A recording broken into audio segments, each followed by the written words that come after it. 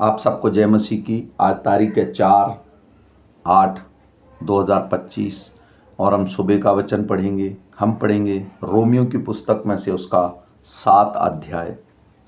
हे भाइयों, क्या तुम नहीं जानते, मैं व्यवस्था के जानने वालों से कहता हूँ कि जब तक मनुष्य जीवित रहता है तब तक उस पर व्यवस्था की प्रभुता रहती है, क्योंकि विवाहित स्त्री व्यवस्था के अनुसार अपने पति के जीते जी उससे बंधी है।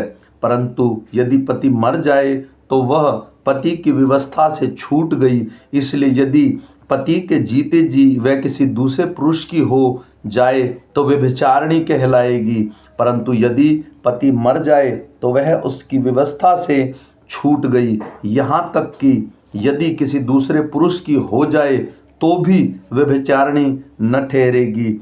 वैसे ही हे मेरे भाइयों, तुम भी मसीह की देह के द्वारा व्यवस्था के लिए मरे हुए बन गए कि उस दूसरे के हो जाओ जो मरे हुओं में से जी उठा, ताकि हम परमेश्वर के लिए फल लाएं।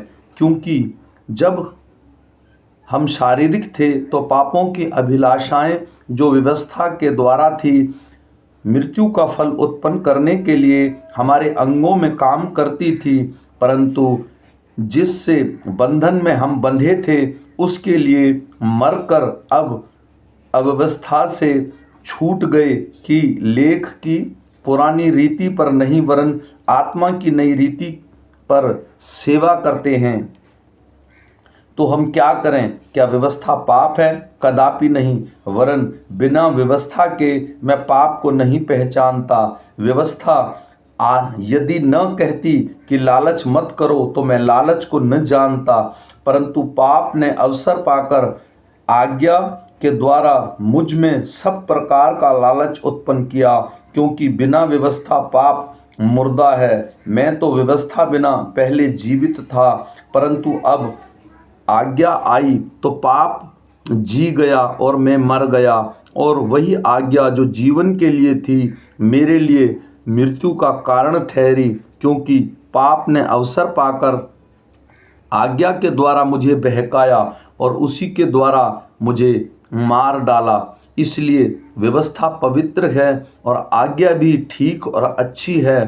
तो क्या वह जो अच्छी थी मेरे लिए मृत्यु ठहरी? कदापि नहीं, परंतु पाप उस अच्छी वस्तु के द्वारा मेरे लिए मृत्यु का उत्पन्न करने वाला हुआ, कि उसका पाप होना प्रकट हो और आज्ञा के द्वारा पाप बहुत ही पापमय ठहरे। हम जानते हैं कि व्यवस्था तो आत्मिक है, परंतु मैं शारीरिक और पाप के हाथ बिका हुआ हूँ। जो मैं करता हूँ उसको नहीं जानता, क्योंकि जो मैं चाहता हूँ वह नहीं किया करता, परंतु जिससे मुझे घृणा आती है वही करता हूँ। यदि जो मैं नहीं चाहता वही करता हूँ तो मैं मान लेता हूँ कि व्यवस्था भली है।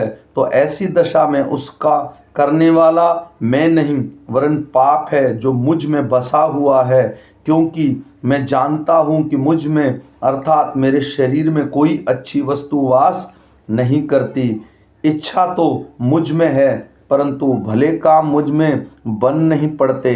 क्योंकि जिस अच्छे काम की मैं इच्छा करता हूँ वह तो नहीं करता, परंतु जिस बुराई की इच्छा नहीं करता वह किया करता हूँ। अंत यदि मैं वह करता हूँ जिसकी इच्छा नहीं करता तो उसका करने वाला मैं न रहा, परंतु पाप जो मुझ में बसा हुआ है। इस प्रकार मैं यह व्यवस्था पाता हूँ कि जब भलाई करने की इच्छा करता हूँ तो बुराई मेरे पास आती है। क्योंकि मैं भीतरी मनुष्यत्व से तो परमेश्वर की व्यवस्था से बहुत प्रसन्न रहता हूँ, परंतु मुझे अपने अंगों में दूसरे प्रकार की व्यवस्था दिखाई पड़ती है, जो मेरी बुद्धि की व्यवस्था से लड़ती है और मुझे पाप की व्यवस्था के बंधन में डालती है जो मेरे अंगों में है। मैं कैसे अभागा मनुष्य हूँ, मुझे इस मृत्यु की देह से कौन छुड़ाएगा? हमारे प्रभु यीशु के द्वारा परमेश्वर का धन्यवाद हो। इसलिए मैं आप बुद्धि से तो परमेश्वर की व्यवस्था पर, परंतु शरीर से पाप की व्यवस्था का सेवन करता हूँ। आमीन।